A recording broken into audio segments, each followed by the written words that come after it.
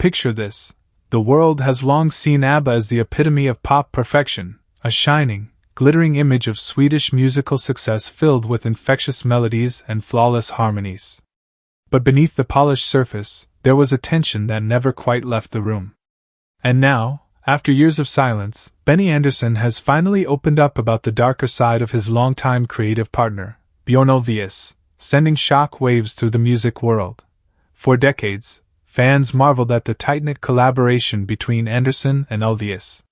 But the thing is that the music speaks, you know? Somehow it does. The duo responsible for some of the most unforgettable songs in music history. But those who knew them best were aware that their working relationship was anything but harmonious. Andersson had always been the more reserved, musically driven force, while Ulvaeus, with his sharp business acumen, often dictated the strategic direction of their projects. Over time, their artistic visions clashed, with Andersson growing frustrated at Ulvaeus's controlling nature. What the public never saw was the way Ulvaeus would dismiss Andersson's musical instincts, insisting on taking charge of songwriting decisions. While their names were always credited together, insiders knew that Ulvaeus had a tendency to tweak lyrics or song structures to fit his vision, sidelining Andersson in the process.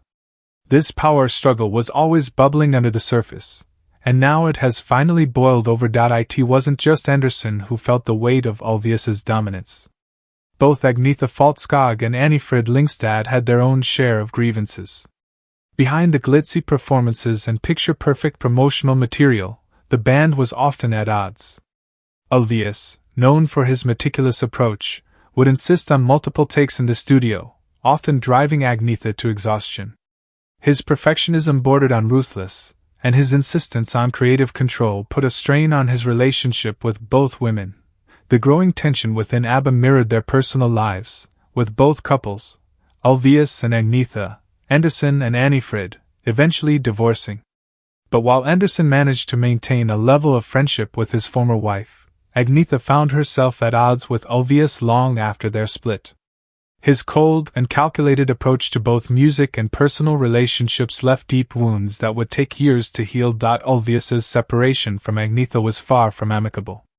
While the public believed it was an amicable parting of ways, insiders reveal a bitter feud over their two children. Agnetha wanted to shield them from the pressures of fame, while Ulvaeus, ever the businessman, believed their ABBA legacy should continue to thrive through the family. The result: years of legal battles and a strained relationship with his children.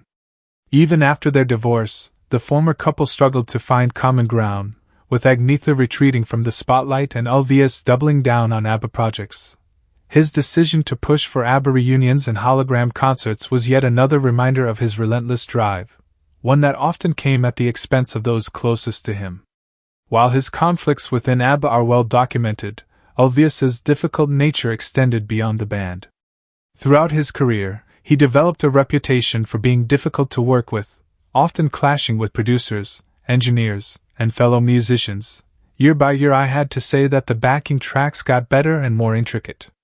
We could add stuff with stories circulated of recording sessions that turned tense, with Ulvaeus insisting on complete control over arrangements and production, dismissing creative input that did not align with his vision. Swedish artists who once idolized him grew wary of his involvement in projects, realizing that working with him often meant sacrificing their own artistic voices. Producers who once praised his meticulous approach found themselves frustrated by his inflexible nature. More than once, sessions ended in conflict with musicians storming out of studios after heated arguments over minor details that he refused to compromise on. Some described him as a perfectionist to the point of exhaustion, demanding countless retakes and scrutinizing every second of a track until it matched his expectations, no matter the toll it took on those around him. Even Benny Andersson, once his closest collaborator, began to distance himself over the years. While Andersson was always more focused on the artistic side of things, Ulvaeus saw music as a business. His aggressive negotiations and unwavering stance on royalties alienated several industry figures, leading to fractured relationships that never fully recovered. Former collaborators who had once stood by him found themselves pushed out, their contributions minimized or erased, as Ulvaeus maneuvered to protect his financial interests. Many whispered that he had become a man who valued control above all else, even at the expense of those who had helped him build his success. The bitterness that followed left a trail of broken professional relationships, making it clear that while Ulvaeus might have been a genius in the studio, he was far from easy to work with. Despite his immense success, Ulvaeus found himself entangled in legal disputes over the years. His relentless pursuit of financial security led to multiple lawsuits regarding ABBA royalties and songwriting credits.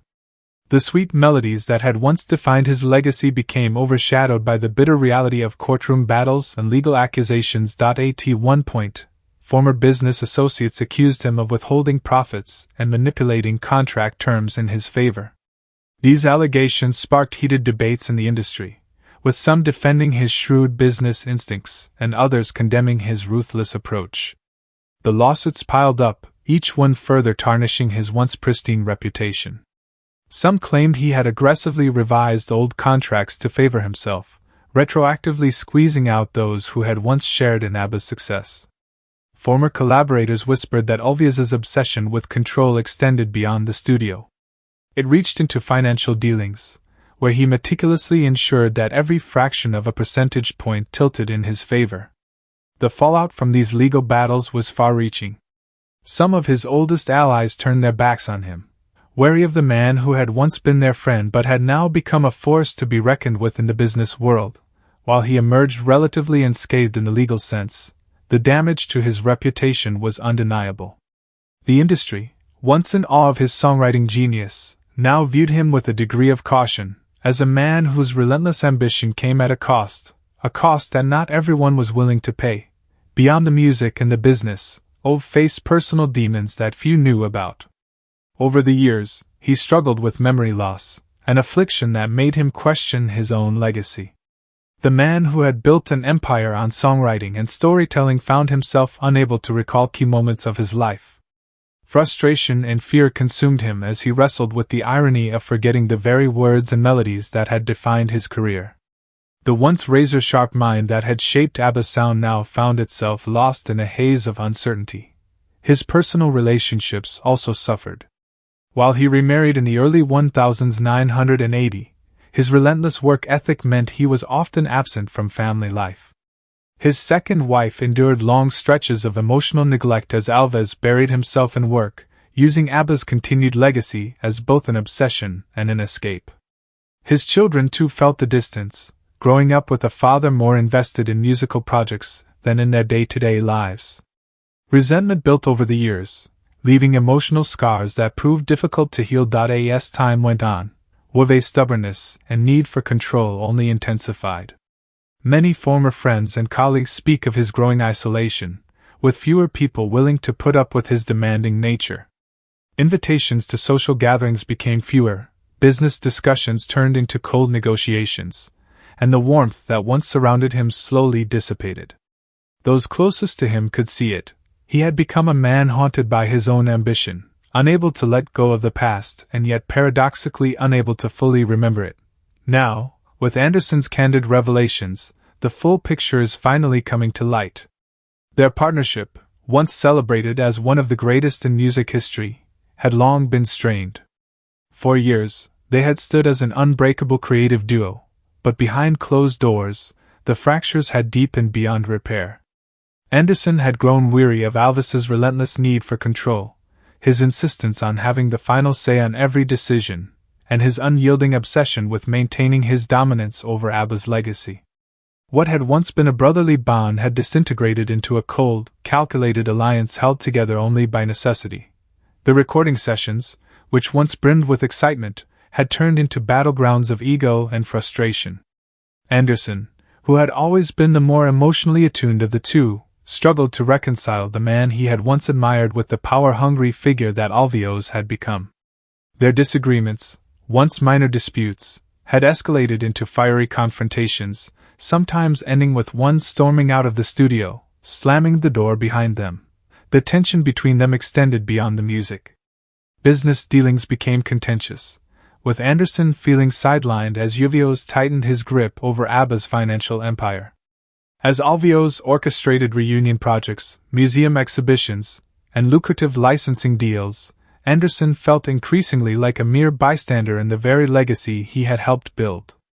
Their private conversations grew shorter, their interactions more distant, until eventually there was little left between them beyond the echoes of their past achievements. As fans processed this unexpected turn of events, one thing is clear: the story of ABBA is far more complex than the fairy tale it once appeared to be. And with Andersson finally breaking his silence, the legacy of Bjorn Ulvaeus is now being seen in a whole new light, one that is far darker, more troubled, and stained with years of unspoken resentment and fractured brotherhood.